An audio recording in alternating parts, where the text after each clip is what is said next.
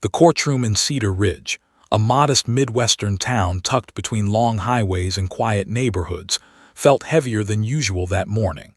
The wooden benches creaked as people shifted uncomfortably, and the air carried a faint smell of old paper, polish, and nerves. High windows let in pale winter light, but it did nothing to warm the tension that sat thick in the room. This was not an ordinary trial. Everyone present could feel it. At the front, the judge sat upright behind the bench, eyes sharp and unreadable. Years on the bench had trained him to notice the smallest details, the way a witness swallowed before speaking, the nervous tapping of a lawyer's pen, the silence that came before something important happened. Today, his attention moved often to the right side of the courtroom. There, sitting perfectly still beside a uniformed officer, was a large German shepherd. The police dog's name was Rex, though most people in the room didn't know that yet.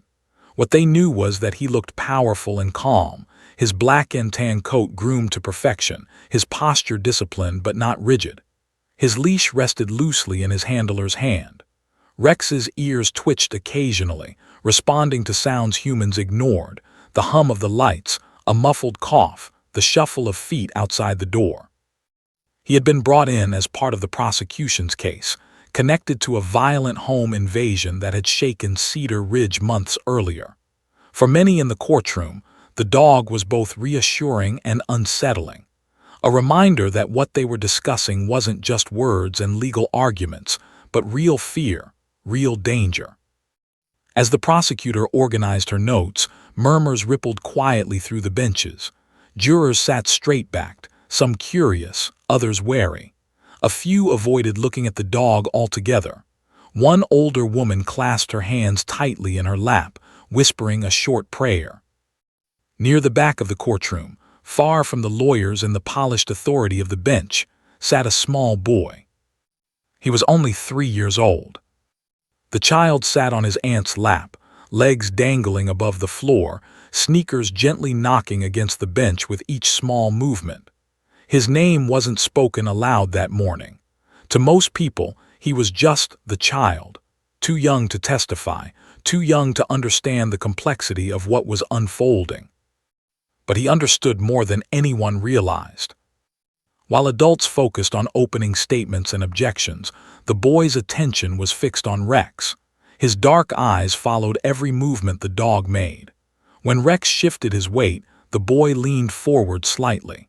When Rex's ears lifted, the boy's small fingers tightened in the fabric of his aunt's jacket.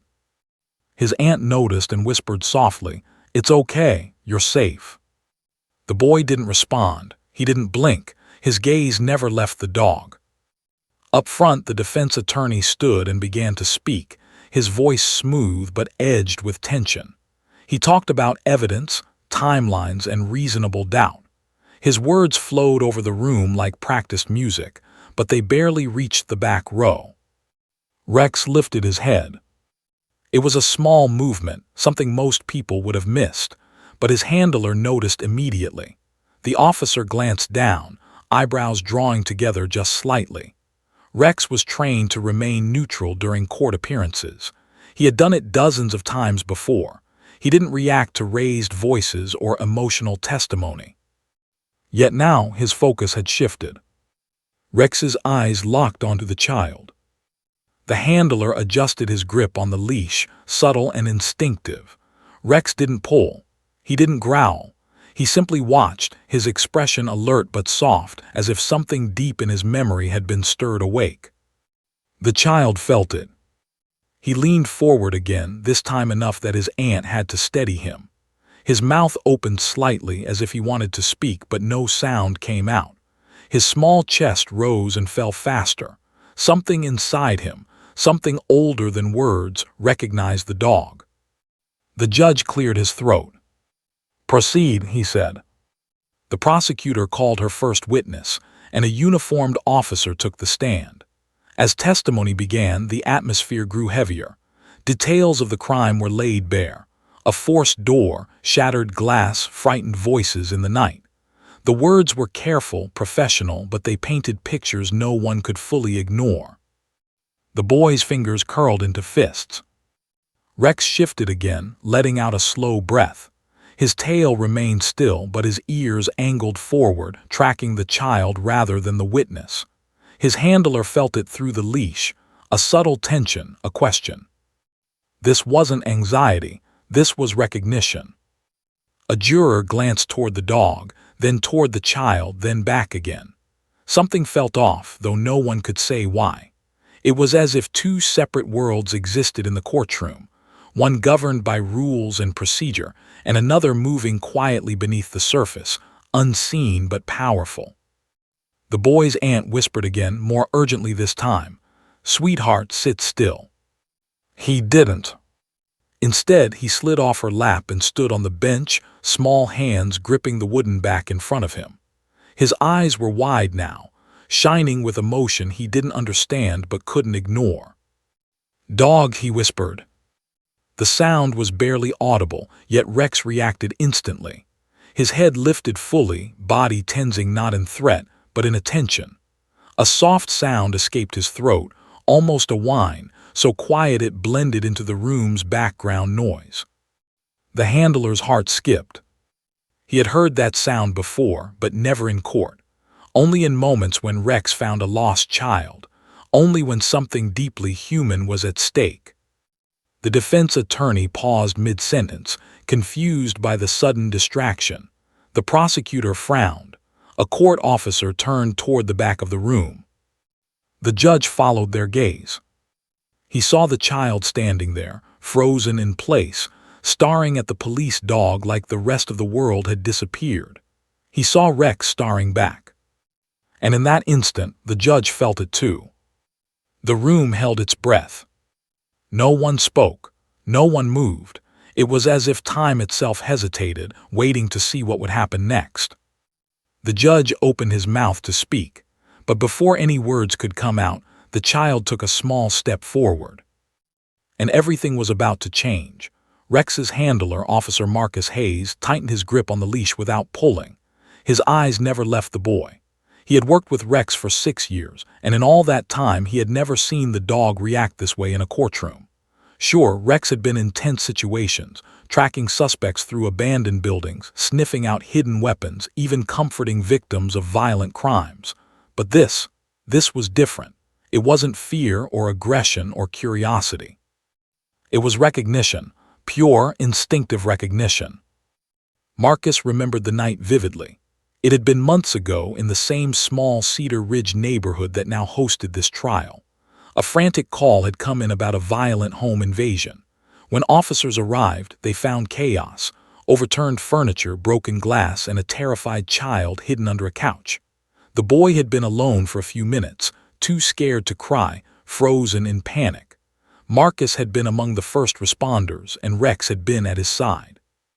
The dog had moved slowly, carefully, sensing the boy's fear without startling him further.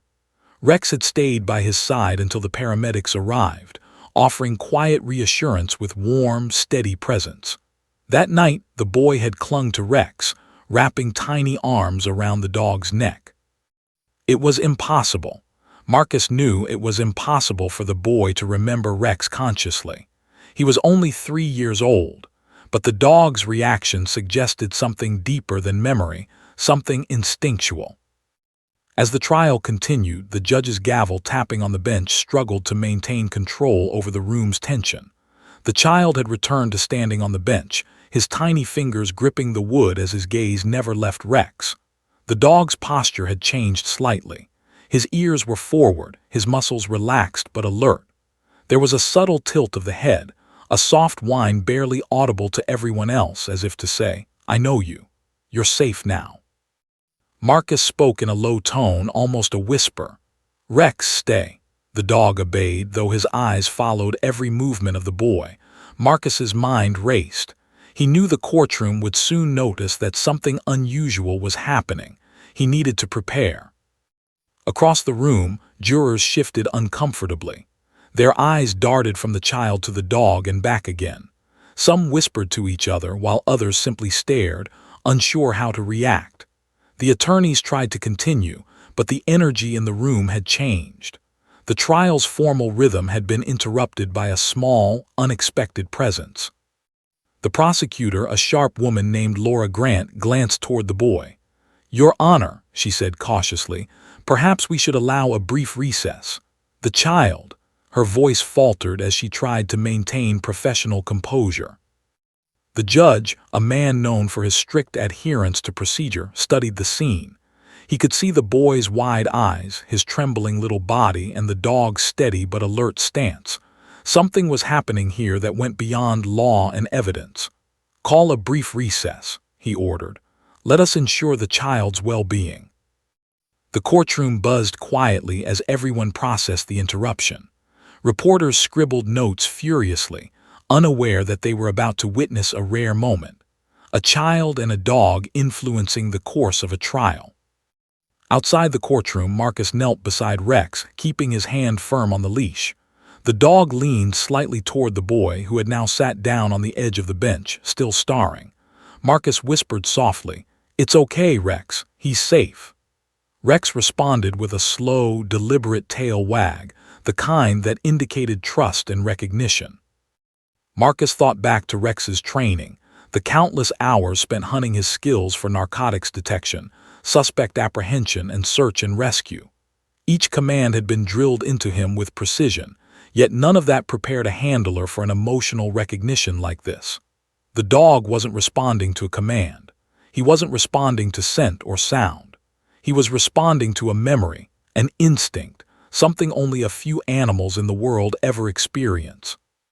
The child's aunt finally leaned down and whispered to him, "It's okay, sweetheart, remember, you're safe."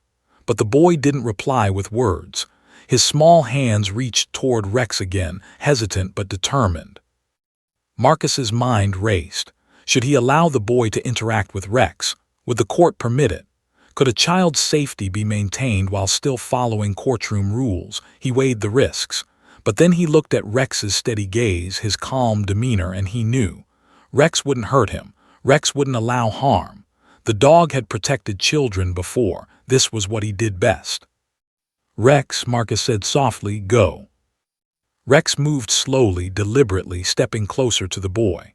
His paws made quiet thuds on the polished floor. Every eye in the room followed the movement, some in awe, others in disbelief. The boy's small face lit up with a mixture of recognition and relief. He reached out with both hands, and for a moment, time seemed to slow. The room went completely silent. The judge, the lawyers, the jurors, even the reporters paused mid-breath. Witnesses looked away, unsure if they were seeing something real or imagining it. There was no precedent for this. No rulebook had instructions for a situation in which a police dog could influence a trial simply by reconnecting with a child he had protected months earlier. Rex sat down beside the boy, lowering his head so that the boy could touch him safely. The child's tiny hands patted the dog's neck, and a quiet sense of calm settled over the room. It wasn't just the boy who felt it. Every adult present felt the tension lift slightly, as if the dog's presence reminded them why they were there in the first place. Marcus knelt beside them, whispering to the boy, "Do you remember Rex?" The child didn't reply verbally. He didn't need to. The look on his face said it all: recognition, trust, safety. In that moment, the child and the dog communicated in a language older than words, older than courts, older than the law itself. The judge cleared his throat gently, returning the room to order as best as he could. "Let the record show," he said, "that the presence of the child and the police dog has prompted a brief recess for the well-being of the minor. Proceedings will continue after that." Laura Grant, the prosecutor, nodded, though her hands were still shaking slightly. She glanced at the boy and Rex, understanding that this small moment could change the emotional tone of the entire trial. Defense attorneys whispered to each other, recognizing that human empathy was now a factor, whether they liked it or not.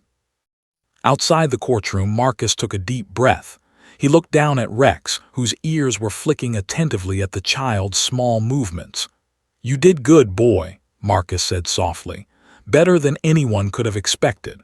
Rex nudged Marcus's hand with his nose, a silent acknowledgement that he understood the praise. The child, meanwhile, sat quietly, hands resting gently on Rex's back. For a brief moment, he wasn't afraid of the trial, the lawyers, the testimony, or the crowd. He was simply safe. And for a child who had experienced fear and chaos only months before, that feeling of security was everything. As the recess continued, court staff discussed the scene in hushed tones. No one had ever witnessed anything like it. A child's silent recognition of a police dog changing the energy of a courtroom. Some speculated about the dog's training, others about the child's past, but everyone agreed on one thing: something extraordinary had just happened. And Marcus knew, as he gently held the leash and let the boy's hands linger on Rex, that this was only the beginning. There was a story here that no one could have anticipated, a story about memory, instinct, loyalty, and the invisible bonds between humans and dogs that can surface at the most unexpected moments. When the judge finally called the courtroom back to order, Marcus gave Rex a subtle nod. The dog returned to his position beside the officer's chair but kept one eye on the boy. And the child, though he was still only 3, sat a little taller, chest a little steadier, comforted by the presence of a guardian he couldn't fully explain, and a friend he would never forget. The courtroom resumed after a brief recess, but the energy had shifted dramatically. Every movement, every sound seemed heavier, charged with the memory of what had just occurred. Jurors whispered quietly among themselves, exchanging uncertain glances. Lawyers cleared their throats, trying to regain control, but there was a sense of unease. They were no longer dealing with just facts and testimony. Something unspoken had entered the room, something powerful. At the back, the child remained seated on the bench, small hands resting gently on Rex's fur. The boy's dark eyes were wide, still glued to the dog, and his tiny body swayed slightly with quiet agitation. He didn't speak, but every now and then he let out a soft whimper, a sound that seemed to echo louder than the words of any attorney. The whimper drew subtle attention from the courtroom, an instinctual reaction that no one could ignore. Marcus, kneeling beside Rex, could feel the dog's tension through the leash. Rex was alert but not aggressive. He was watchful, protective. His instincts were engaged, focused entirely on the child. Marcus whispered, "Easy, Rex, stay calm, stay calm." Rex responded with a low, soft exhale, keeping one eye on the boy. But it was clear. The bond they had formed months earlier was not fading. It was growing stronger by the moment. The prosecutor, Laura Grant, tried to continue with opening arguments. Her voice, though professional, wavered slightly as she addressed the jury. As we have established, the events of that night were violent and traumatic. Witnesses have provided testimony confirming forced entry, the theft of valuable items, and threats to the residents involved.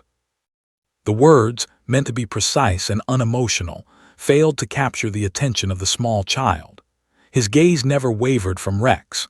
Every time the lawyer raised her voice or gestured toward the evidence table, the boy flinched, his hands clutching at the dog's fur as if seeking reassurance. The courtroom, previously absorbed in the legal drama, now found their focus shifting toward the unusual pair, a child and a dog whose silent communication seemed almost supernatural. Then it happened. The child stood suddenly. He didn't cry. He didn't shout. He simply rose from the bench, tiny feet landing softly on the polished wood, and took a step forward. Gasps filled the room. Jurors leaned forward. Attorneys froze mid-gesture. Even the judge, seasoned and unflappable, blinked in surprise. "Wait, what?" muttered one of the court officers. The boy's voice was soft but clear, dog sad. The courtroom fell silent, all eyes snapping toward the back. Rex's head lifted instantly. His ears twitched, his body tensed slightly, but his tail remained calm. There was no aggression, only attention. The child's gaze locked with the dog, and for a fleeting moment the rest of the world disappeared. Marcus felt a lump in his throat. He had handled Rex through countless high-pressure situations, but he had never seen anything like this. The dog wasn't responding to a command. He wasn't reacting to fear. He wasn't performing a trained behavior. He was reacting emotionally, recognizing something in the child that transcended memory, words, or reason. The aunt, realizing her small nephew might act unpredictably, leaned forward and whispered urgently, "Sweetheart, come back here. Sit down." But the boy ignored her. He took another step forward, hands trembling, eyes wide with a mixture of fear, recognition, and a need for connection. The judge immediately banged his gavel, calling for order. "Officer Hayes, the child, please ensure the child's safety." Marcus moved quickly, kneeling to guide Rex forward. The dog obeyed without hesitation, stepping slowly toward the boy. His body was relaxed, but the calmness carried authority. He lowered his head to meet the boy at eye level, allowing the child to reach out safely. The boy's tiny hands touched Rex's fur, patting softly at first, then with more confidence. A sense of calm settled over him. For a moment, his fear of the courtroom, the unfamiliar people, and the testimony faded. He wasn't alone. He wasn't unsafe. He had Rex. Laura Grant, the prosecutor, paused mid-sentence, watching in astonishment. "Your Honor, I believe we may need another recess," she said, her voice tight with emotion. "The child's reaction, it's affecting him more than anticipated." The defense attorney nodded quietly. "Agreed," he said, voice calm but tinged with curiosity. "We should document this properly. This is highly unusual." The judge's stern face softened slightly. He gestured toward his clerk. "Record the child's reaction. Allow for a short recess to ensure his well-being. This court will proceed once all parties are ready." Marcus knelt beside the boy, speaking softly. "Do you remember me, Rex?" The boy nodded slightly, his small hands still gripping the dog's fur. He didn't need words, the bond was evident. The child's fear had been replaced, however briefly, by comfort and recognition. Other people in the courtroom were beginning to whisper.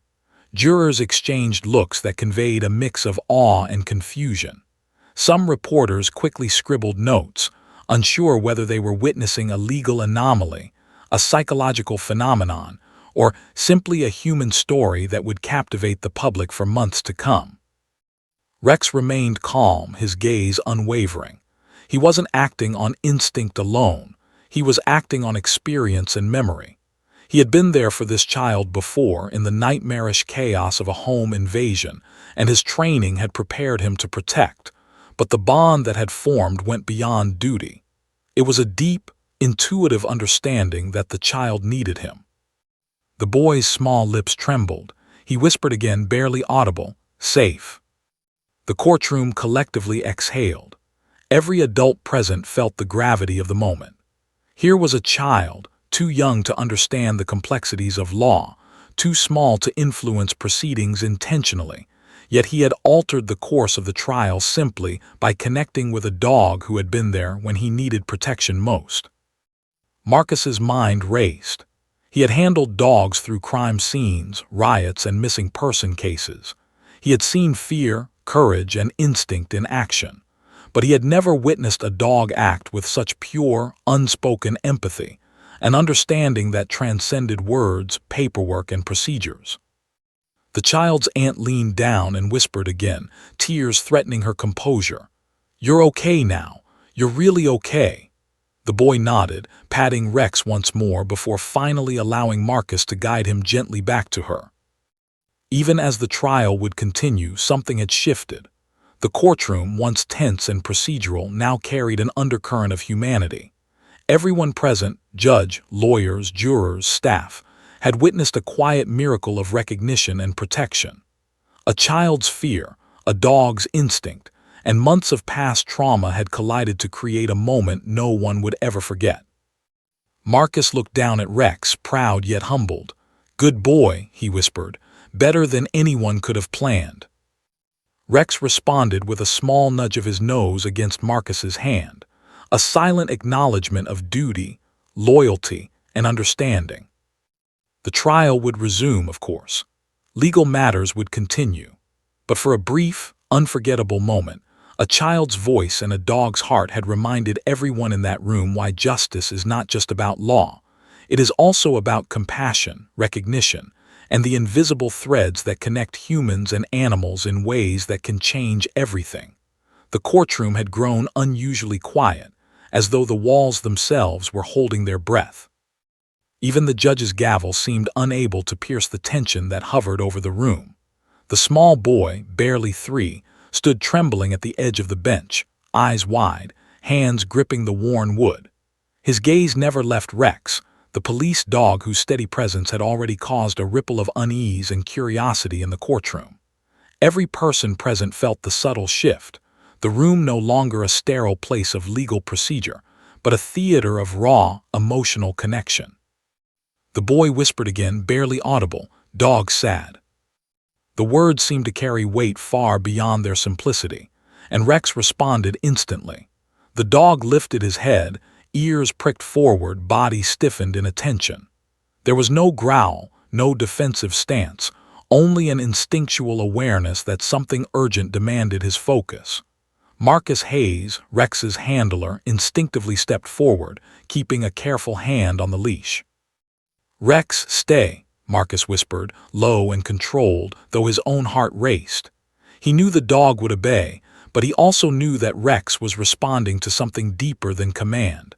A memory, an instinct, a bond formed in the night months ago during the home invasion rescue. The judge cleared his throat, trying to regain control. "Order in the courtroom," he barked, though the words sounded hollow against the sudden, tangible intensity of the moment. The boy took a small step forward. The courtroom collectively froze. Jurors leaned forward, unsure whether to intervene or watch. The attorneys, usually calm under pressure, exchanged rapid glances. Even the court reporter's fingers hesitated above the keys. Something extraordinary was unfolding. The boy raised his voice, small but determined, repeating, "Dog sad." That was all it took. Rex moved forward, slow, deliberate, every step measured. His eyes remained locked on the child, his stance protective. Marcus followed alongside, careful to ensure safety, but he felt a lump in his throat. This was no ordinary courtroom behavior. This was instinct, recognition, and empathy converging into a moment that no rulebook could anticipate. The boy reached out, placing his tiny hands on Rex's broad back. For a fleeting second, time seemed to slow. The tension that had weighed so heavily on the room dissipated slightly, replaced by awe and disbelief. Every adult present, from the judge to the youngest juror, felt the raw power of the connection between child and dog. Laura Grant, the prosecutor, struggled to maintain composure. She cleared her throat. "Your Honor, I recommend a brief recess. The child's emotional state is clearly impacted." Her voice, normally precise and controlled, trembled slightly. The defense attorney nodded, though he appeared more intrigued than alarmed. "Agreed. This may be an unusual but significant observation. For the well-being of the minor, I concur." The judge, though visibly taken aback, banged his gavel decisively. "We will pause proceedings immediately. All court personnel and attendees are requested to stand by until further notice. The safety and welfare of the minor are paramount." Whispers filled the courtroom as staff, jurors, and spectators digested what had just occurred. Some shook their heads in disbelief. Others whispered theories about the dog's behavior, the child's memory, and the uncanny bond that had emerged so publicly. Reporters jotted furiously, sensing a story unlike anything Cedar Ridge had seen in decades. Outside the courtroom, Marcus knelt beside Rex, whose eyes never left the child. "Good boy, Rex," Marcus whispered softly. "You've done more than anyone could have imagined." Rex responded with a gentle nudge of his nose, an acknowledgement that only those who truly knew the dog could understand. The child, still trembling slightly, patted Rex's back again. His tiny face softened with relief. For the first time since the trial had begun, his breathing slowed. He was safe. And for a child who had experienced terror and uncertainty during the home invasion months ago, This sense of security was more valuable than any testimony or evidence. The courtroom staff slowly regrouped. Bailiffs ushered the public and press to the back, allowing Marcus and Rex to remain near the child's side. The aunt held her nephew tightly, tears threatening to fall, her voice trembling as she whispered reassurances. "It's okay, you're safe, you're really safe." The jurors, meanwhile, found themselves affected in ways they hadn't anticipated. Some murmured quietly to each other, discussing the extraordinary scene they had witnessed. A few openly wiped their eyes. Even seasoned attorneys, trained to maintain emotional distance, found themselves deeply moved by the raw humanity unfolding before them. Inside the courtroom, Rex's behavior became the focus of quiet fascination. Handlers and officers nearby whispered about the dog's exceptional training and instincts, but Marcus knew that training alone didn't account for this. Rex had remembered the child. He had recognized fear, distress, and the faint echo of trauma that lingered in the boy's presence. He had acted instinctively to provide comfort, protection, and reassurance. As the child's breathing steadied, Marcus spoke softly to him. "Do you remember Rex?"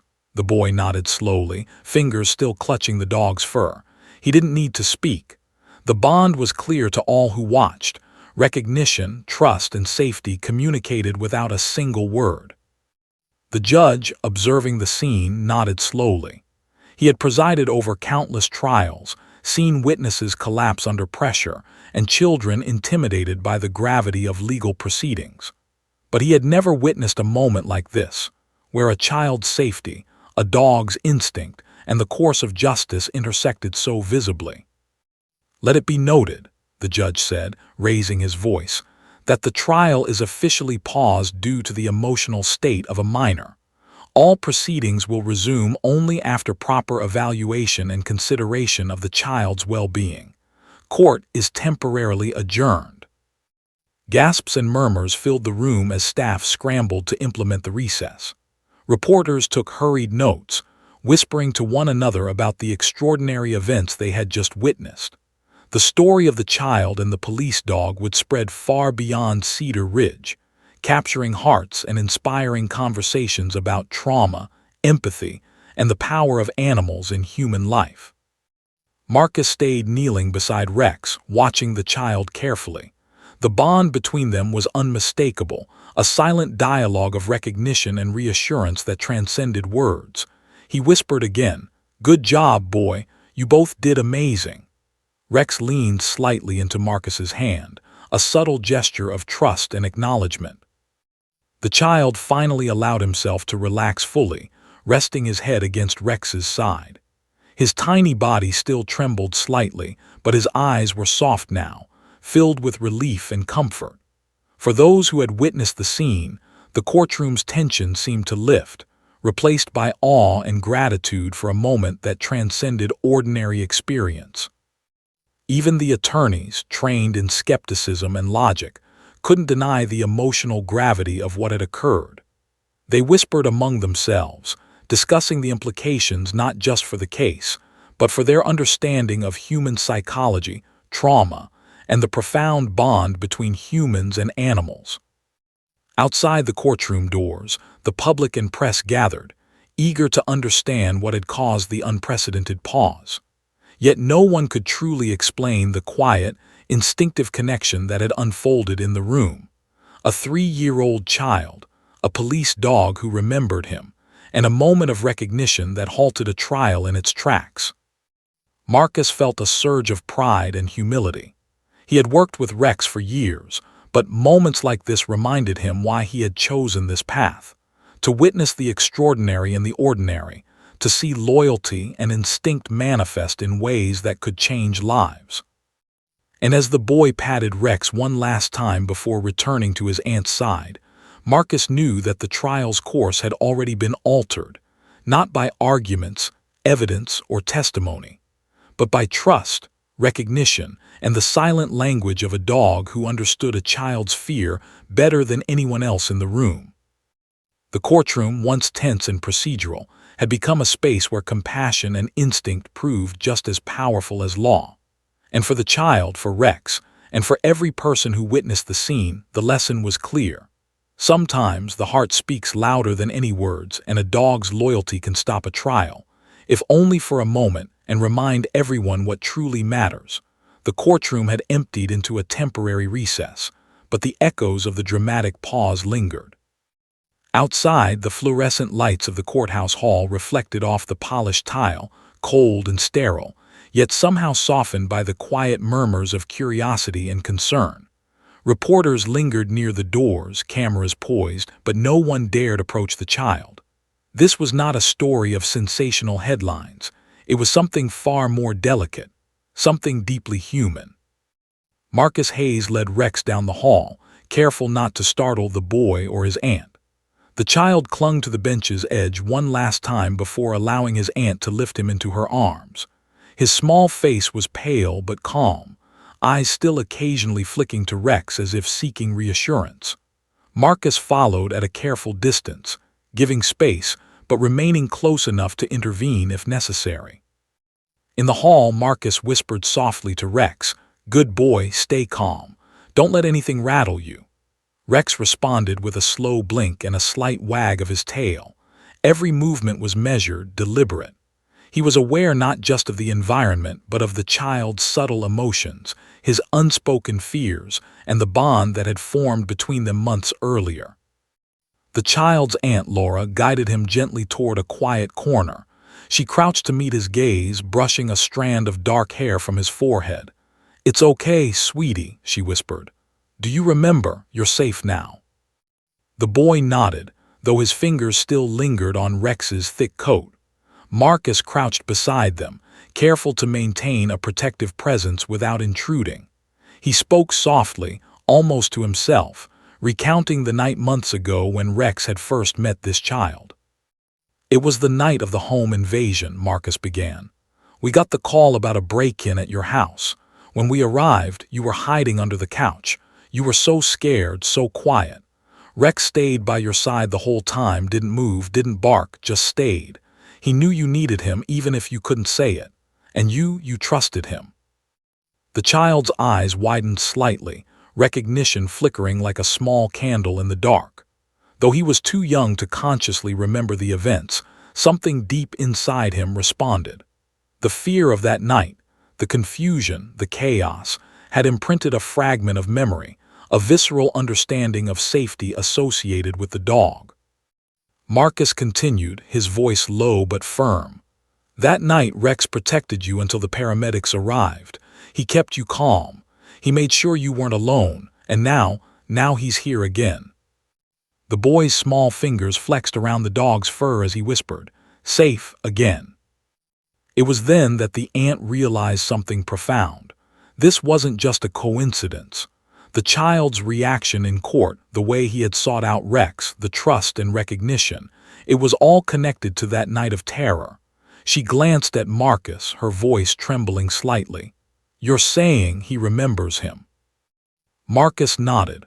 "Rex doesn't forget, and the boy, he recognizes that he's safe, even if he doesn't remember it consciously. That's why he reacted the way he did in court. That's why the trial had to pause. The dog sensed the child's distress and responded instinctively, and the child, he recognized the dog and knew he could trust him." Even the court officers who had followed to ensure safety couldn't help but be moved by the explanation. One whispered, "That's incredible." Another added, "Never seen anything like it." The child leaned forward, pressing his forehead against Rex's side, breathing slow but steady now. Marcus could see the tension leaving both the dog and the boy. This quiet moment of connection was more powerful than any verbal comfort, more reassuring than any adult could provide. Later, when the court reconvened to assess the child's well-being, a child psychologist was brought in to provide insight. Dr. Eleanor Grant, a calm, empathetic woman, spoke to the judge and attorneys about the significance of the child's reaction. "The child has experienced trauma associated with the events of that night," Dr. Grant explained. "Even if he cannot consciously recall all details, his body and instincts respond to triggers related to that trauma. In this case, the police dog, Rex, represents safety and protection. His recognition of the dog is a natural, instinctive response to a familiar protective presence. It is extraordinary but consistent with what we know about early childhood trauma and bonding with service animals. The judge listened carefully, nodding. He had presided over many cases, but few had presented this combination of legal proceedings, trauma, and animal instinct. He could see clearly now why the trial had to be halted. The child's emotional state was not a matter of simple distraction, but a fundamental reaction to a recognized protector. Outside the courtroom, Marcus knelt beside Rex once more. "You did it again, boy," he said softly, running a hand down the dog's thick back. Rex nudged him lightly, eyes calm but alert, as if acknowledging that he understood both the praise and the gravity of what had just occurred. The aunt holding her nephew looked at Marcus with a mixture of gratitude and awe. "I never realized. I didn't know how much he remembered," she said. "I thought it was just fear. But this is incredible." Marcus smiled gently. Dogs like Rex, they don't just follow commands. They remember, they understand. And sometimes they know what we need before we even know it ourselves. Back in the courtroom, the story of the hidden connection began to emerge. Lawyers and jurors who had observed the pause realized that the child's interaction with Rex was not a random display of distraction, but a profound emotional response rooted in past trauma. It changed the atmosphere of the trial. What had begun as a formal legal proceeding now carried layers of human empathy, instinct, and recognition that no one could have anticipated. The prosecutor, Laura Grant, adjusted her notes, reflecting on how this revelation might affect the proceedings. She glanced at the defense table and nodded subtly. Both sides understood that this moment, though extraordinary, had to be treated with care. It was not just a procedural consideration, but a human one. The child's well-being and Rex's role in providing comfort and safety were now central to the trial's context. As the recess continued, Marcus watched the boy gently stroke Rex's back. "Safe," the child whispered again. It was not just a word, it was a statement, a declaration that the past had been acknowledged, that the trauma had been recognized, and that, for now, he felt protected. Marcus reflected on how rare such moments were. In all his years of service, he had never seen a child and a police dog form a bond so strong, so immediate, that it could influence the course of a legal proceeding. This was instinct, memory, and loyalty converging in a way that transcended human expectation. The child's aunt finally hugged him tightly, whispering reassurances and promises of safety. She looked at Marcus and Rex, tears in her eyes. "You saved him again," she said softly. "I don't know how to thank you." Marcus smiled. "It wasn't me, it was Rex. He remembers what it's like to be afraid, and he knows how to comfort those who need it most." Rex wagged his tail slightly, a subtle acknowledgement of the praise. His gaze remained gentle, focused, aware. He was ready to continue serving, ready to protect, and ready to be a source of comfort whenever needed. The child leaned back into his aunt's arms, finally relaxing fully. For the first time that morning, he didn't tremble. He didn't glance nervously around the courtroom. He felt safe, and in that safety, everyone around him began to understand the depth of the hidden connection, the bond between a police dog and a child that had gone unnoticed until now, but whose impact was undeniable. Marcus knew that this story would be remembered long after the trial ended. It wasn't just about law or procedure. It was about empathy, instinct, and the extraordinary ways that animals can touch human lives. And as he glanced down at Rex, standing proudly beside him, Marcus realized that sometimes the quietest heroes, four-legged, loyal, and instinctively aware, have the power to reveal truths that no human could. When the courtroom reconvened, the tension was palpable but markedly different from the rigid, formal air of earlier sessions. The jurors, still processing what they had witnessed, shifted in their seats with quiet attentiveness. The once procedural environment had transformed into a space where empathy and humanity weighed as heavily as the legal arguments themselves.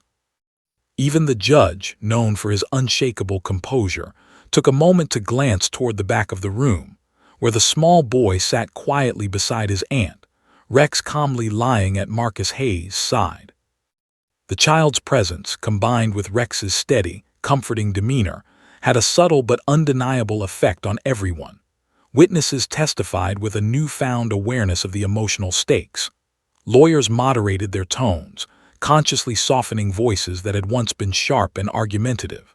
The courtroom, once dominated by law and procedure, now seemed influenced by the quiet, powerful reminder of innocence and loyalty, the innocent child and the loyal police dog. Marcus observed it all from his position near Rex. The dog remained alert but calm, sensing both the boy's emotions and the overall atmosphere. Every so often, Rex's ears would twitch at the smallest sound, a cough, a shuffled foot, but he never left the child's side. The subtle interplay between boy and dog became the emotional anchor for the room. Where before there had been tension, there was now cautious patience. Where there had been nerves, there was an undercurrent of understanding. The prosecutor, Laura Grant, approached the witness stand with a careful awareness of the courtroom's shift. She began her testimony with precision, but her voice was tempered by compassion. "Members of the jury," she said, pausing to ensure she had their full attention, "the events that took place on that night were traumatic. It is important to understand not only the sequence of events, but the human impact on those involved." Her words, though deliberate, were accentuated by the boy's presence. Jurors leaned forward slightly, eyes flicking toward the small child and then to Rex, who remained a sentinel of calm beside him. Witnesses, too, seemed more grounded, more conscious of the impact their words could carry beyond mere facts. The defense attorney, normally focused solely on countering arguments, adjusted his approach as well. He spoke more carefully, avoiding aggressive posturing. His tone acknowledged not only the legal aspects but the emotional weight that now permeated the room. "We understand," he said, "that the human element of this case cannot be ignored. While we maintain our defense, we recognize the trauma involved and the necessity of compassion in these proceedings."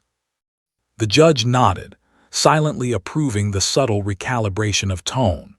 For the first time in years, he felt the courtroom wasn't merely a place of logic and law, but also a stage for empathy, reflection, and recognition of the human experience. Rex's influence was quiet but undeniable. Every movement he made, every glance he shared with the child, reinforced a sense of security and calm. The boy, who had once trembled at loud voices and sharp arguments, now sat more confidently, hands resting lightly on the bench, glancing at Rex periodically. That simple reassurance allowed him to remain present without fear, and in turn, allowed the adults around him to regain focus and composure. Outside the court, psychologists and child advocates had quietly suggested that a service animal be allowed to accompany children in proceedings that might traumatize them.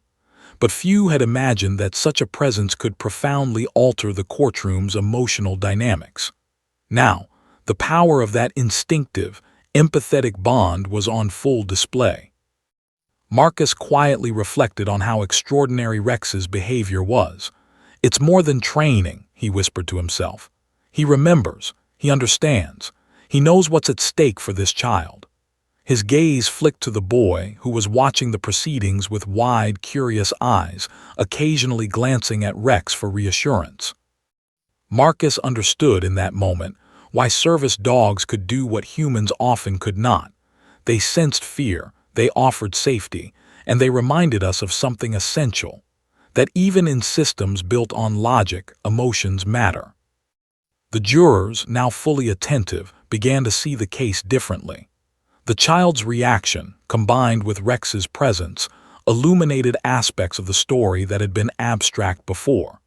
They weren't just hearing testimony. They were seeing the tangible effects of trauma, the protective instincts that had saved a life, and the innocence at risk during the home invasion.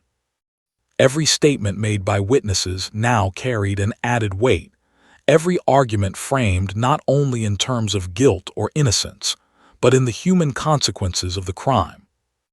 Even the witnesses themselves adjusted subconsciously. When speaking about the events of the home invasion, they paused longer, chose words more carefully, and allowed emotion to surface naturally.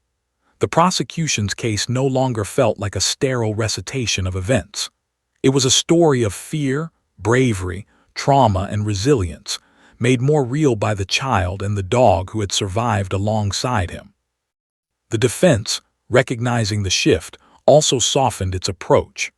Rather than attacking witnesses aggressively or attempting to minimize the trauma, the attorney acknowledged its reality, subtly emphasizing the importance of understanding context.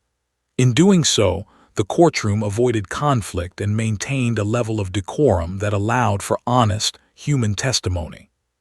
For the first time, the trial felt less like a game of law and more like a process of understanding. Marcus noticed subtle changes in the body language of everyone present. The judge leaned slightly forward, listening intently. Jurors nodded occasionally, eyes softening. Even the stenographer seemed more focused, capturing not just words but the tone and weight behind them. And throughout it all, Rex remained an unspoken anchor. The dog's quiet presence reminded everyone that this case wasn't just about property, evidence, or legal procedure. It was about people, especially the child whose life had already been touched by fear. The dog's instincts, loyalty, and memory guided the emotional current of the room, creating an atmosphere where justice could be tempered with empathy. At one point, the child shifted slightly in his seat, his small hand brushing Rex's fur. The movement was subtle but significant, a signal that he felt secure enough to observe the trial without panic. That simple act, unnoticed by many, had profound ripple effects. Adults unconsciously mirrored the child's calm, softening their tone, slowing their movements, and allowing compassion to become part of the process. Marcus couldn't help but feel a sense of awe. In his years of service, he had seen countless tense situations, arrests, rescues, and courtroom appearances. But nothing compared to this. The invisible influence of a dog, guided by instinct and memory, shaping human behavior and altering the emotional landscape of a legal proceeding. As testimony continued, the child occasionally glanced at Rex, eyes wide but calm. Each glance reminded the adults of the stakes beyond the law, the fragility of innocence, the necessity of protection, and the deep, often invisible ways animals and humans can impact one another's lives. By the end of the day, the courtroom atmosphere had transformed completely. Where there had been tension, now there was reflection. Where there had been anxiety, now there was empathy. Where there had been rigid procedure, now there was awareness that the emotional reality of the child and the quiet hero beside him was as significant as the evidence presented on the stand. Marcus patted Rex gently on the side. "You've done it again, boy. You've reminded everyone why we do this work, not just for justice, but for people." Rex responded with a slow blink, tail wagging lightly, eyes alert yet calm. He understood the significance of what had just occurred, even if the humans around him did not fully comprehend it. For the child, the courtroom was no longer an intimidating place. With Rex nearby, he felt safe enough to observe, to listen, and to slowly process the events of his past. The bond that had saved him once in the dark of night had now saved him again, in a place where fear and anxiety had threatened to overwhelm him. As the day's proceedings concluded, the judge adjourned the court with a measured tone, acknowledging the extraordinary circumstances. "We will continue the trial tomorrow," he said, with a renewed understanding of the child's well-being and the significance of protective and supportive presence within these proceedings. Outside, journalists and spectators whispered excitedly. The story of a police dog and a child, of recognition and instinct shaping a trial, would soon spread far beyond Cedar Ridge. But for Marcus, the boy, and Rex, it was a deeply personal moment, one that would remain etched in their memories far longer than any headline could capture. The next day, the courtroom buzzed with quiet anticipation. Word had spread of the previous day's extraordinary events. A 3-year-old child, traumatized by a home invasion months prior, had recognized a police dog in the courtroom, and the trial had come to a halt. Reporters gathered outside, eager to document what they assumed would be a sensational story. Inside, however, the focus remained tightly controlled. Legal procedure meshed with the quiet undercurrent of empathy that Rex, the police dog, had brought with him. The jurors filed back in first, faces marked by curiosity and quiet reflection. None of them could erase the image of the small child standing, trembling, and whispering to a dog who had instinctively understood his fear. Each juror carried that moment with them, and it subtly guided how they would perceive the testimony that day. The judge, known for his calm and measured demeanor, took his seat, eyes briefly scanning the courtroom. He cleared his throat. "We will resume proceedings. Let us maintain respect, compassion, and focus, while also honoring the extraordinary circumstances that occurred yesterday.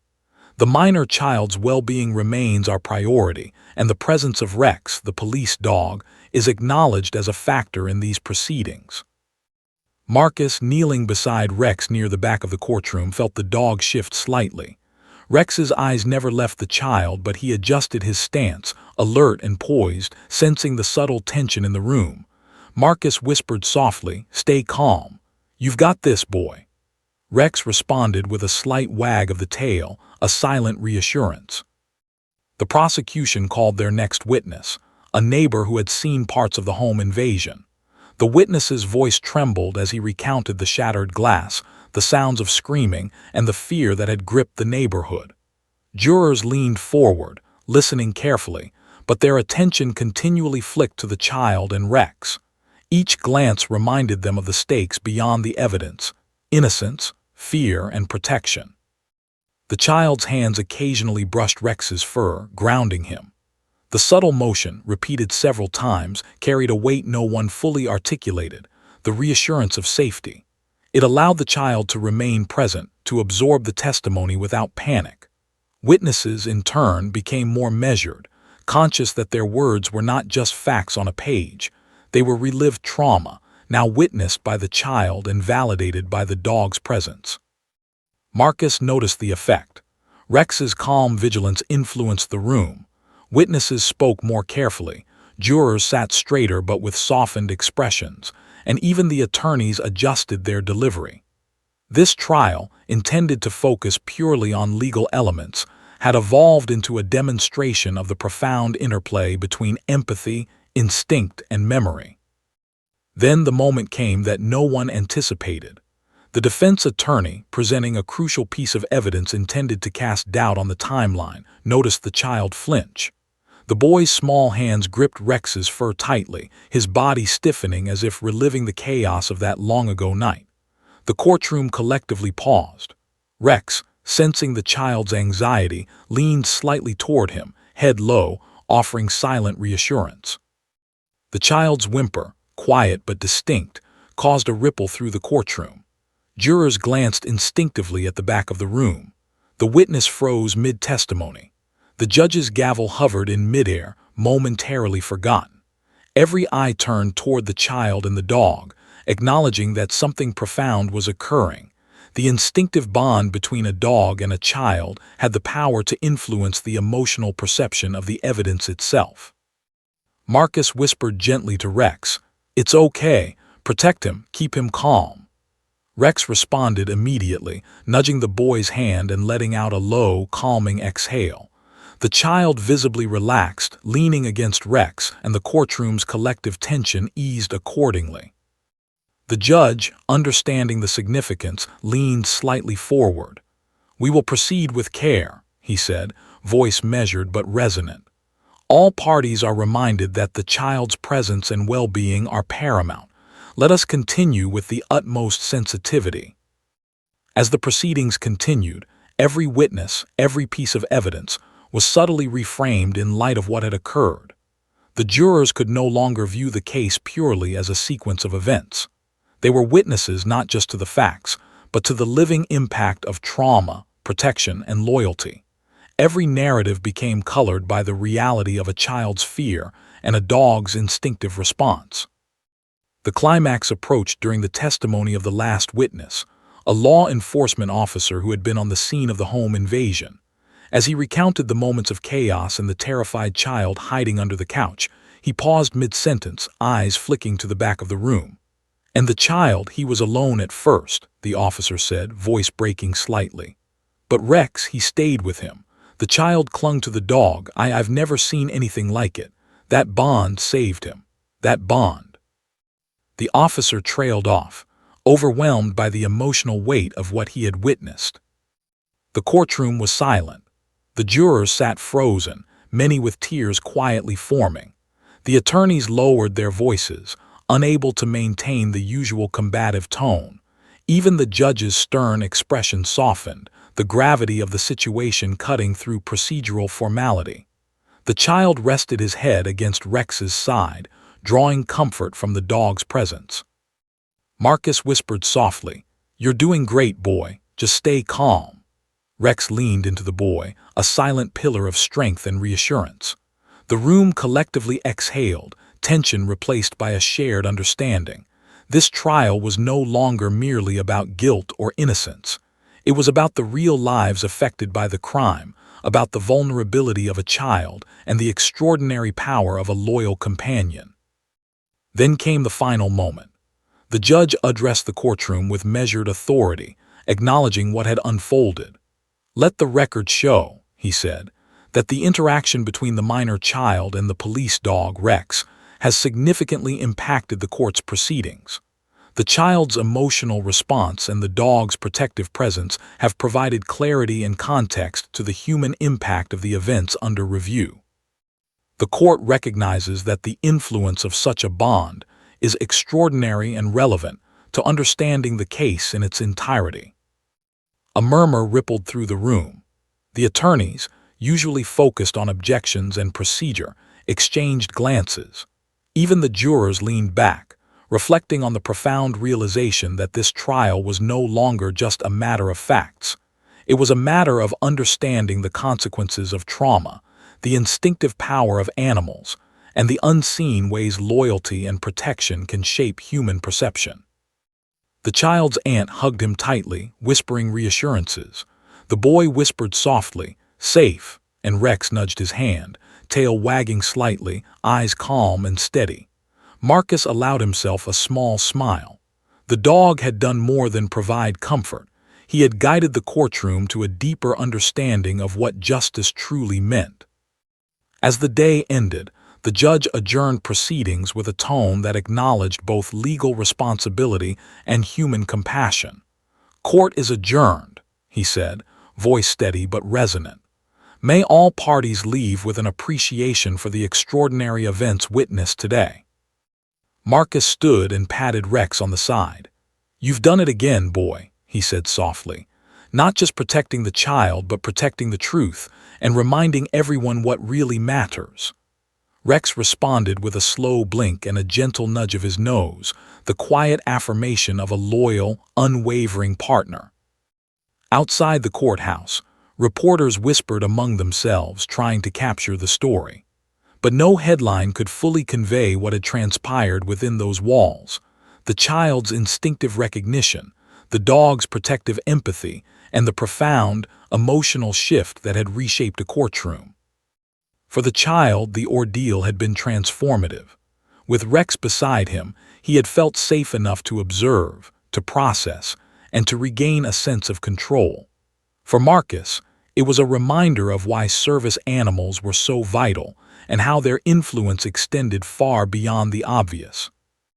And for everyone present in the courtroom, the events of that day left an indelible mark, a lesson in empathy, loyalty, and the extraordinary bond between a child and a dog that could influence even the most structured, formal of human institutions. The trial was far from over, but one thing was certain. The courtroom would never forget the day a police dog reminded everyone what courage, protection, and love truly meant. The courtroom was silent, yet heavy with anticipation. After days of testimony, unexpected interruptions, and emotional revelations, the trial had finally reached the stage where the jury would deliberate. The small child, now calm and steady, sat quietly with his aunt, his tiny hands occasionally brushing against Rex's fur for reassurance. Every eye in the room remained aware of the quiet power of that bond, the child's vulnerability anchored by the unwavering presence of a police dog who had instinctively understood his fear and trauma. The judge, presiding with the calm authority that had earned him respect in countless cases, spoke clearly. Members of the jury, you have heard all the evidence presented in this case. You have observed the impact of the events not only on the victims and witnesses, but also on the minor child present in this courtroom. You are now tasked with rendering a verdict, considering both the facts and the human impact of the crime. Court is adjourned for deliberation. The jurors filed out quietly, murmuring among themselves, clearly still influenced by what they had witnessed. The attorneys and court staff exchanged subtle glances, acknowledging the extraordinary nature of the trial. Marcus watched from the back, keeping a careful eye on Rex, who remained calm but alert, eyes occasionally flicking to the child to ensure he remained at ease. As the courtroom emptied, the child leaned into his aunt's arms, finally allowing himself to relax completely. "Safe," he whispered softly.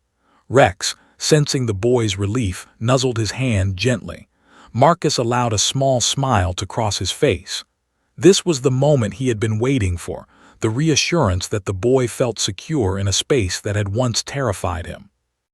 Outside the courtroom, reporters waited, eager to document the story.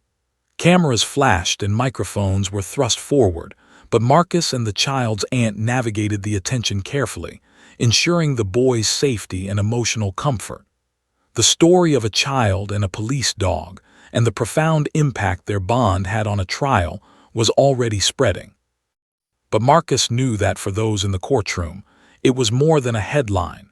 It was a lesson in empathy, instinct, and the extraordinary role animals can play in human lives. Hours later, the jury returned. The tension in the room was palpable. Everyone, judge, attorneys, spectators, watched as the foreperson stood, a stack of papers clutched in trembling hands. The judge gestured for silence. "Members of the jury," he said, "have you reached a verdict?" The foreperson cleared their throat. "Yes, Your Honor, we have." The judge nodded. "Please read the verdict."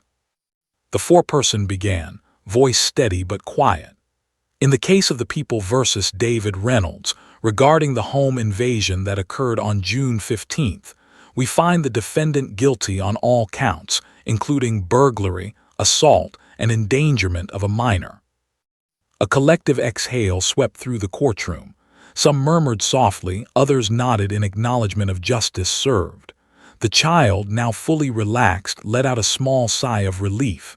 His aunt hugged him tightly, whispering reassurances. "It's over. You're safe now." Rex, sensing the shift in energy, wagged his tail slightly and nuzzled the boy's hand once more. Marcus knelt beside them, gently patting the dog's back. "You did it, Rex," he whispered softly. "You kept him safe. You helped everyone see the truth, not just through evidence but through understanding."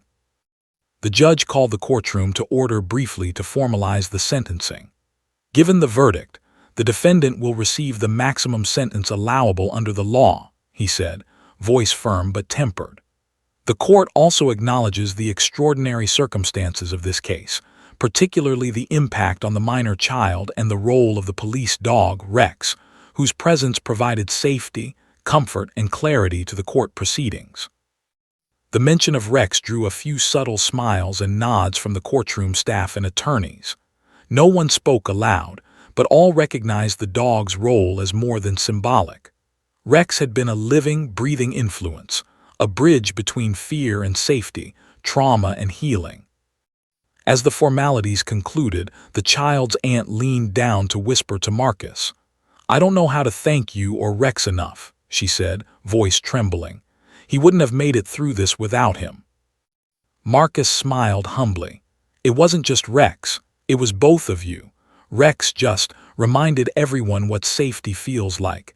He reminded the world in this courtroom what matters most. The child, now beaming softly, reached out to Rex, hugging him gently. The dog remained still, allowing the boy to express affection freely. It was a quiet moment, unobserved by reporters and onlookers, but one that spoke volumes. Months earlier, the child had been terrified, hiding from the world. Now he sat with a calm, loyal companion, experiencing a sense of security he hadn't known in years. Outside the courthouse, news vans prepared to broadcast the story. Reporters whispered about the extraordinary events: a 3-year-old child, a police dog, and a trial halted by the sheer force of an emotional bond. But Marcus remained focused on the boy and Rex, knowing that the real story wasn't just sensational headlines. It was the healing, the safety, and the lessons learned about trust, empathy, and instinct. Days later, in a small ceremony at the police department, the child and his aunt visited Marcus and Rex. The boy ran to the dog, hugging him tightly, laughter spilling from him in pure, unguarded joy. Marcus smiled, observing the profound effect of the reunion. "This is what it's all about," Marcus said softly. "Not just catching the bad guys, not just legal victories. It's about protecting lives.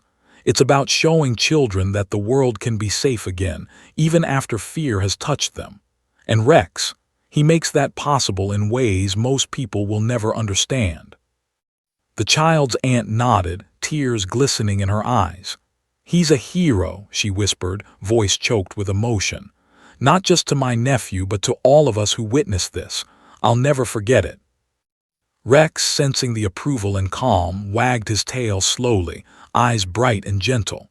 He didn't need recognition, applause, or words. His work was its own reward. He had protected a child, calmed a courtroom, and reminded everyone present of the power of loyalty, empathy, and instinct. In the weeks and months that followed, the story became widely known.